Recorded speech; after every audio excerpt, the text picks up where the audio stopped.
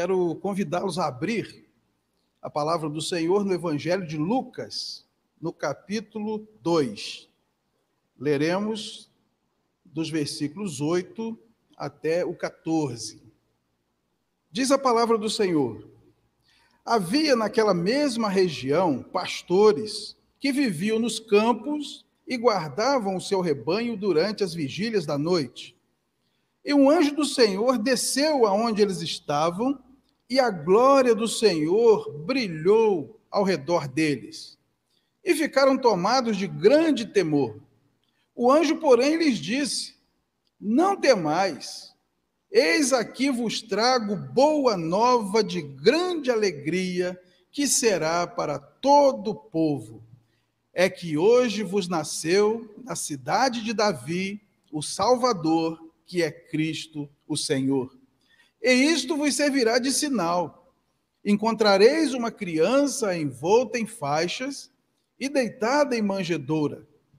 E subitamente apareceu com o anjo uma multidão da milícia celestial, louvando a Deus e dizendo: glória a Deus nas maiores alturas, e paz na terra entre os homens a quem Ele quer bem. Vamos orar? Meu Deus, nós agora abrimos a Tua palavra, depois de cantarmos esses louvores tão lindos, tão antigos, e temos certeza que a cada vez que corações contritos de adoradores entoaram a Ti esses cânticos, alegraram o Teu coração, promoveram festa no céu, e nós desejamos que nessa noite tenha sido assim também, que o nosso culto seja agradável a Ti. Queremos, Pai, que nossas vidas sejam agradáveis a Ti. E agora nós recebemos a Tua palavra com alegria, porque isso é prova de que o Senhor não desiste de nós. Mesmo tantas vezes nós tendo ouvido a Tua palavra, ignorando, não obedecendo, o Senhor ainda nos traz à Tua casa e ministra ao nosso coração. Nós queremos, ó Pai, que o Teu Espírito aplique essas verdades às nossas vidas. E, ó Deus, rendemos a ela, que é a verdade absoluta, todas as nossas opiniões, sentimentos e pensamentos. Que a Tua palavra prevaleça em nossa vida como a única regra de fé e prática. Abençoa a Tua igreja reunida nessa noite, todo o Teu povo espalhado pela face da terra, que estiver ouvindo a nossa voz, que o Teu Espírito possa nessa hora envolver e aplicar a palavra de acordo com a necessidade de cada um. É o que nós te pedimos em nome de Jesus. Amém. Graças a Deus. A boa notícia da salvação. É sobre isso que eu quero compartilhar com a igreja nessa noite. O Natal é o início da execução de um plano muito antigo.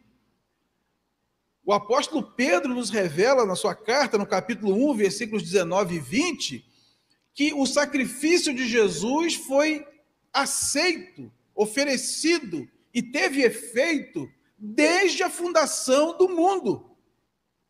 Porque Deus, na sua onisciência, ao criar tudo o que há, Ele sabia dos percalços, Ele sabia que as coisas sairiam do trilho, e antes de criar, Jesus já se oferece. Lá em Isaías capítulo 6, está representado isso, quando Deus diz: quem há de ir por nós? E o Filho, nesse conselho da Trindade, diz: eis-me aqui, envia-me a mim. Então Jesus se oferece como sacrifício perfeito antes da fundação do mundo. É por isso que em João, capítulo 1, diz que Ele estava no princípio com Deus, e sem Ele, nada do que foi feito se fez. Se Jesus não se oferece como sacrifício perfeito antes da fundação do mundo, se Deus não aceita o sacrifício de Jesus antes da fundação do mundo, nada do que nós conhecemos existiria. Mas antes da criação, Jesus já foi o sacrifício perfeito. E aqui no Natal, anunciado nesse texto que nós lemos, é o início da execução do plano. A Bíblia diz que Jesus nos salva pela sua vida, pela sua morte e pela sua ressurreição. E o inimigo das nossas almas, aquele que quer nos colocar a perder, aquele que veio para roubar, matar e destruir, conforme João diz no capítulo 10, versículo 10, desde o nascimento de Jesus, ele tenta destruir o plano. Vocês percebam que o governante romano tenta matar todos os meninos, porque se ele mata o menino Jesus, ele interrompe o projeto da salvação. Ele não conseguiu levar avante o seu plano, então ele tenta fazer com que Jesus peque durante toda a sua vida. Vemos a tentação em Mateus 4 e vemos Jesus sendo tentado o tempo todo. Em Hebreus capítulo 4, versículo 15, diz que Jesus em tudo foi tentado. Porque se Jesus pecasse uma única vez, ele não poderia ser o sacrifício perfeito. A vida dele tinha que ser perfeita. E nem um osso poderia ser quebrado. Depois Jesus morre, pendurado no madeiro, conforme está escrito, maldito o que for pendurado no madeiro, ele morre a nossa morte. Naquele momento, Deus se afasta porque ele recebe sobre si nossos pecados. E Deus não pode ter comunhão com o pecado. Jesus ali era um pecador morrendo na cruz, e ele entrega o seu espírito depois de sofrer bastante, e ele desce ao Hades. Jesus vai ao inferno, Jesus vai onde estão os espíritos desobedientes, desde a época de Noé. E ele se manifesta ali, aqueles espíritos. E a Bíblia diz que Deus o ressuscitou, porque não era possível que a morte o detivesse, conforme nós lemos no livro de Atos. Então aqui os anjos vêm anunciar essa boa notícia, de que o plano estava entrando em execução. Eis aqui vos trago boa nova de grande alegria. Que boa nova? É que hoje vos nasceu na cidade de Davi o Salvador, que é Cristo o Senhor. Então a primeira coisa que nós devemos guardar desse texto é que o Evangelho é a boa notícia da salvação. Se você olhar no texto original grego, boa nova é evangelizo.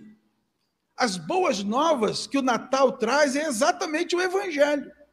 O Evangelho é a boa notícia de que Deus nos amou desde antes da fundação do mundo. E João retrata isso em belas palavras, do capítulo 3, versículo 16. Deus amou o mundo de tal maneira que deu o seu Filho unigênito para que todo aquele que nele crê não pereça, mas tenha vida eterna. E isso começou quando? Antes da fundação do mundo. E Jesus então se revela na plenitude dos tempos e cumpre cabalmente a sua obra. O Natal não pode anunciar outra coisa a não ser isso. É uma notícia de grande alegria. É uma boa nova. É o Evangelho que chegou ao homem como plano de Deus para nossa salvação. Natal não tem nada a ver com presente, Natal não tem nada a ver com Papai Noel, Natal não tem nada a ver com luzes, Natal não tem nada a ver com festa. Ele nasceu numa estrebaria, num curral, porque não havia lugar nos hotéis, nas estalagens. Natal traz para nós a mensagem da simplicidade, do amor de Deus, que se esvazia da sua condição, se faz homem e vem viver a nossa vida, colocando-se em nosso lugar, e agora nós temos um sumo sacerdote que sabe se compadecer de nós. Então a primeira coisa que eu quero que os irmãos guardem desse texto, o Natal é a boa notícia da salvação. O Natal é o Evangelho. E Paulo vai dizer aos Romanos, no capítulo 1, versículo 16, que o Evangelho é o poder de Deus para a salvação de todo aquele que crê. O Evangelho propicia que seja cumprido a missão de Deus e o desejo de Deus para a humanidade, que é a transformação. Escrevendo aos mesmos Romanos, no capítulo 12, versículo 2, Paulo diz: transformai-vos pela renovação da vossa mente, para que vocês possam experimentar a vontade de Deus, que é boa, agradável e perfeita. A segunda coisa que eu quero que vocês guardem aqui é que a boa notícia é para todo o povo. Deus nunca quis ser um Deus exclusivo de alguém, de uma família, de um povo, de um continente. Deus é o Deus de todos. Deus amou o mundo de tal maneira para que todo aquele que nele crê não pereça, mas tenha vida eterna. A boa notícia é para todos. Em Romanos capítulo 10 vai dizer que todo aquele que invocar o nome do Senhor será salvo. Nós não podemos, de maneira nenhuma, receber essa boa notícia, guardar para nós numa gaveta e esquecer que existem dezenas, centenas, milhares, milhões de pessoas na face da terra que nunca ouviram falar de Jesus, nunca receberam a boa notícia. E às vezes eles estão por aí fazendo maldade, vivendo mal, porque não receberam ainda a boa notícia. Pedimos ao Espírito Santo que nos dê essa mentalidade missionária de saber que estamos aqui como instrumento do bem para essa comunidade, para essa cidade, para esse estado, para essa nação e para o mundo inteiro, porque nós não sabemos onde Deus vai levar algum de nós. E Ele às vezes nos leva para lugares que nós nunca ouvimos falar. A boa notícia é para todo o povo. O Evangelho é para todos, de toda parte para toda parte. É o Evangelho todo para o homem todo, no mundo todo, e nós não podemos abrir mão disso.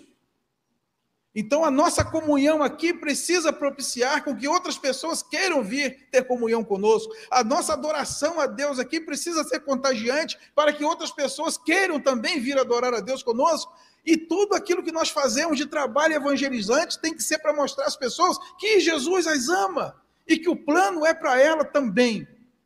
Ninguém está fora desse plano de amor que Deus tem para a humanidade. O verso 11 vai dizer para nós, é que hoje vos nasceu na cidade de Davi o Salvador, que é Cristo, o Senhor. Essa é a terceira coisa que eu quero que a gente guarde nessa noite. O Salvador é Cristo, o Senhor. Só tem uma maneira de sermos salvos, é reconhecermos Cristo como Senhor. Eu já ouvi alguém dizer assim, pastor, é que tem pessoas que recebem Jesus como Salvador, mas não recebem como Senhor. É por isso que elas ainda vivem ainda, dando as caneladas, né? Mas isso é impossível. Lá em Romanos 10, 9 diz que se com o teu coração creres em Jesus como Senhor, e se a tua boca confessares, serás salvo. Então, a salvação não está em receber Jesus como Salvador, é receber Jesus como Senhor. Aí, como consequência, ele se torna o nosso Salvador. E o que é receber Jesus como Senhor? Significa que ele manda e eu obedeço. Eu não vivo mais para mim, eu vivo para ele. Como o apóstolo Paulo disse, já não sou eu quem vive, Cristo vive em mim. Receber Jesus como Senhor é entender o que Ele quer de mim, saber o que está revelado na sua palavra e viver de acordo com seus princípios, preceitos e valores. Sendo assim, é impossível alguém ter Jesus como Salvador sem tê-lo como Senhor. Não estou dizendo que seremos perfeitos para sempre. Os verdadeiros crentes, às vezes, derrapam na curva. E para isso já tem remédio na Bíblia. Se confessarmos os nossos pecados, Ele é fiel e justo para nos perdoar.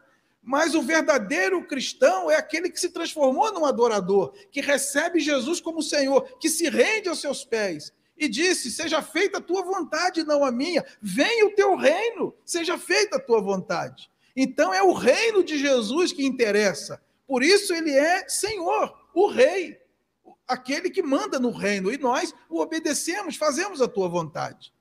Na igreja, o cabeça é Cristo, nós lemos isso na Bíblia toda. Esse culto é para Cristo. Os louvores são para Cristo. Essa igreja abre as portas por Cristo. Porque se Cristo não for a razão da nossa existência, Ele não é o nosso Senhor. Então nós não entendemos nada. Não entendemos o espírito da coisa. Podemos estar próximo do reino de Deus, mas ainda não o entendemos.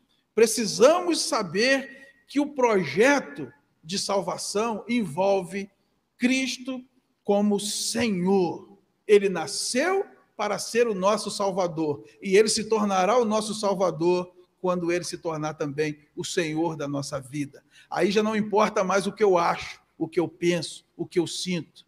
O que importa é a vontade do Senhor para nossas vidas. Ainda que doa, ainda que me contrarie, ainda que eu tenha prejuízo, nós vivemos para fazer a vontade de Jesus. A igreja precisa ser cristocêntrica, Jesus no centro e todos nós gravitando ao redor dele para fazer a sua vontade. Se for assim, nós estamos dentro do projeto da salvação. Se não for assim, nós estamos perto, mas ainda não encontramos o reino de Deus. E quando o anjo anuncia isso aos pastores, no verso 13 diz que subitamente aparece com o anjo uma multidão da milícia celestial, louvando a Deus e dizendo: glória a Deus nas maiores alturas e paz na terra entre os homens a quem Ele quer bem. Alguém já disse que esse foi o melhor coral que já cantou na face da terra. Nenhuma sinfonia chegou aos pés desse coral. Uma multidão de anjos vem à terra e canta. Para qual plateia? Uma meia dúzia de pastores lá no meio do mato que provavelmente não entendiam nada de música. Então, quando dizemos que o Natal anuncia essas coisas simples, é disso que nós estamos falando. Eu não sei se vocês já perceberam, os sermões mais importantes de Jesus foram pregados por uma pessoa só. João 3 mesmo, que nós falamos aqui, foi pregado por uma pessoa só, para Nicodemos.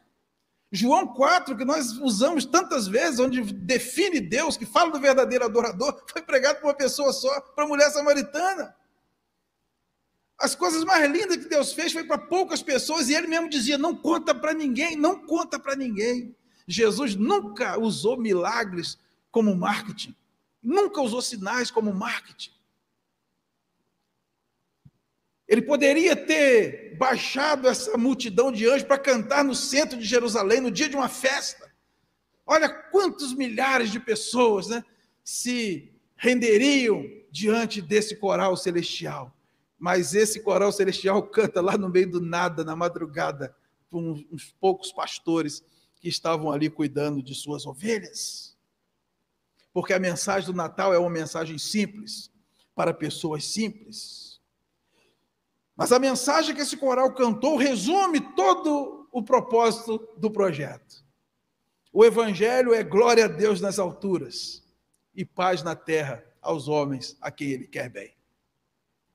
O Evangelho é aquele que leva glória a Deus.